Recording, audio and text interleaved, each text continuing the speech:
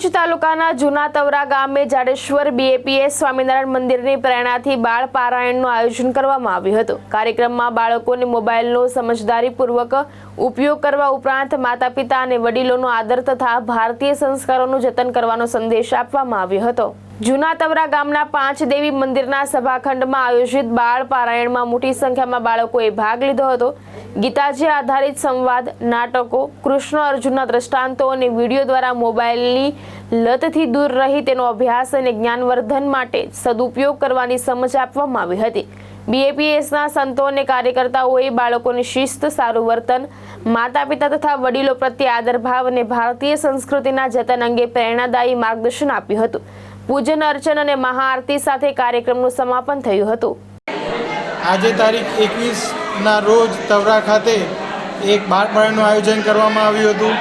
આજના સમયમાં જ્યારે બાળકો મોબાઈલને લઈને ઘણી ઊંધી રસ્તે ચડી જતા હોય છે, ખોટી ગેમમાં અટવાઈ જતા હોય છે, બાળકોના સંસ્કારનું પતન થતું હોય છે, એની જાગૃતિને અર્થે અભ્યાસમાં બાળકો નબળા પડી જતા હોય છે અને જે અમુક વસ્તુમાં એમને ડર લાગી જતો હોય છે કે આ મારાથી નહીં થઈ શકે, એને અનુરૂપ અમે આજના દિવસે સરસ બીએપીએસ સંસ્થા દ્વારા બાળ પ્રવૃત્તિ દ્વારા શ્રીમદ ભાગવત ગ્રંથ ઉપર પારાયણ કરવામાં આવ્યું હતું। તેની અંદર બાળકોને સતત અભ્યાસ કરવો, અભ્યાસમાં નબળા નહીં પડવું, કેવી રીતે મોબાઈલથી બચાવી શકાય અને ભગવાનની શરણાગતિ સ્વીકારીએ તો જીવનમાં કોઈ પણ પ્રકારનો ડર આવે નહીં, પુરુષાર્થ કરીએ પણ કોઈ દિવસ હિંમત હારીએ નહીં। એના અર્જુન અને શ્રી કૃષ્ણ ભગવાનના સંવાદ ઉપરથી તેમને આજે સંસ્કારનું સિંચન કરવામાં આવ્યું હતું।